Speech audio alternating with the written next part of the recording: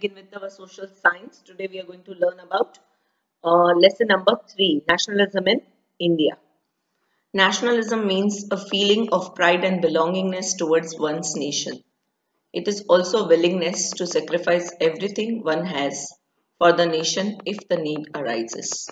The factors responsible for the rise of nationalism in India developed notably after the revolt of 1857. In the earlier chapters in first semester, we have seen how after the revolt of 1857, which was started by Mangal Pandey, how the feeling of nationalism aroused in each and every Indian citizen. The modern concept of nationalism originated in Europe. Various factors such as Renaissance, Reformation, the American and the French Revolution, unification of Italy and Germany, etc., played an important role in propagation of nationalism in Europe. The British rule in India helped Indians to gather the knowledge of the things happening around the world and change their political, social, religious, and economic views. So, the British rule in India, we all are aware now that the Britishers used to rule over our country. And that rule in India, it helped Indians to gather the knowledge of the things that were happening around the world. How was that possible? Because we saw that the Indians, they started getting English education through which they could read the newspapers which were published throughout the world. And this is how they came to know the different changes in the field of political science, social, religious, economic, etc. throughout the world. Various factors fostering the modern nationalism aroused in India. The educated and the intellectuals felt the need of self-rule in our country, and this thought gradually spread far and wide in the nation. It was followed by the feeling of national unity. We will study various factors that led to the rise of nationalism in India. The first among those factors are the political reasons.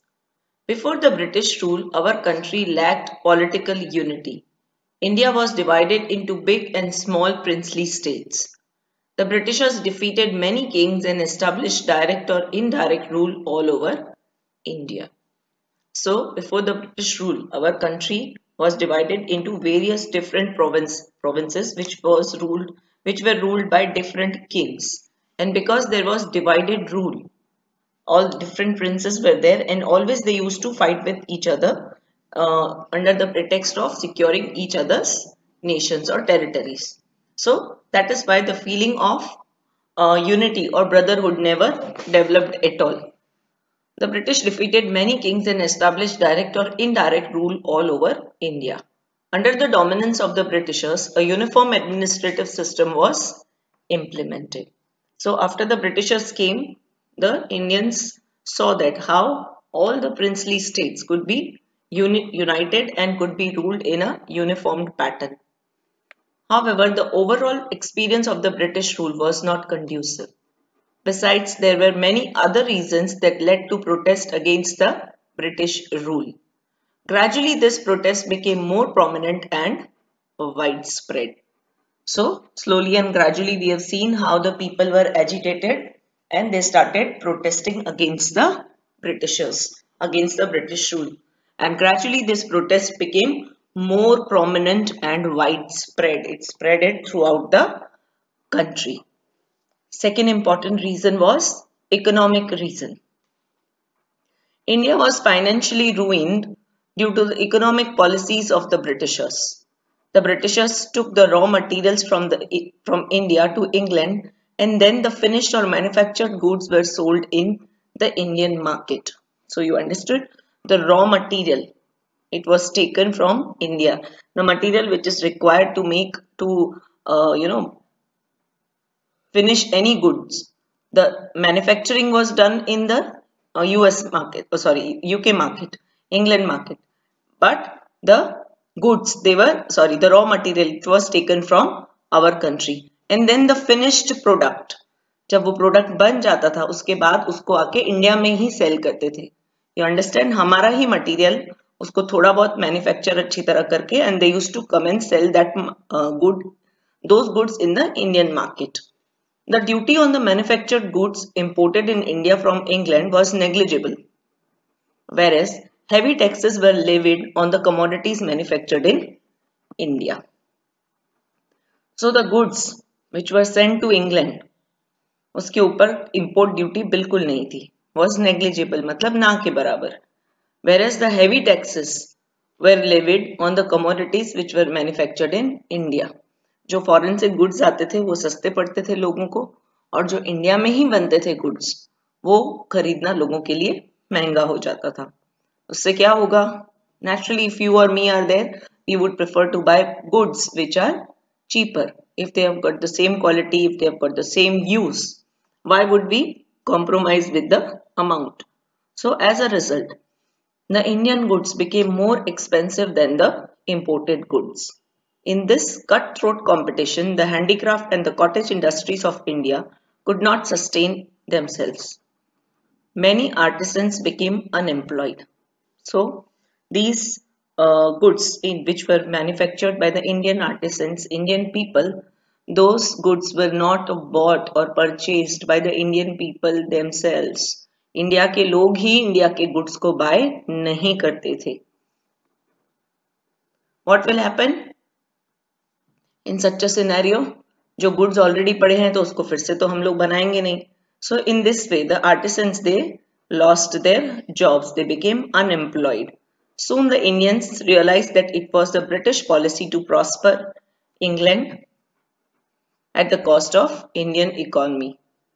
This fostered the feeling of nationalism in the people of India. So gradually the feeling of brotherhood developed, and what should happen according to you people? Think about it. This is transport and telecommunication.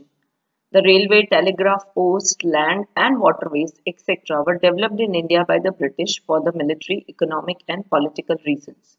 However, it turned out to be a boon in disguise for the Indians. See, we all know the first railway line, when was it established, by whom, and the telegraph and the postal services, the waterways, all these things, all these transportations were developed for the benefit of the Britishers, so that they could travel from one place to another, so that they could send their products from one place to another in our country. However, it turned out to be a boon in disguise for Indians. We know that Britishers ultimately left our country and they had to go to their own country. What will happen in such a scenario? What do you think they did? Railway line उखाड़ के लेके गए अपने साथ? It is not possible, right? So ultimately it was beneficial for Indians. And obviously all the laborers which they used were Indians. So now Indians learned how to, so the laborers now they had learned how to lay these railway tracks, and in this way such kind of transportation multiplied.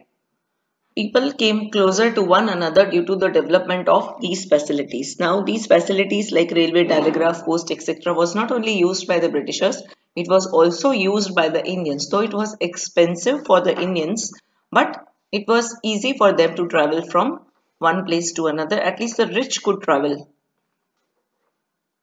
Mobility of the intellectuals, artists and business class increased, and they started exchanging thoughts and opinion. So mobility, that means moving from one place to another, of the intellectuals, intelligent people, artists and business class people. This kind of transportation, I mean the mobility increased, and they started exchanging thoughts and opinions. They came to know about each other's thoughts and opinions.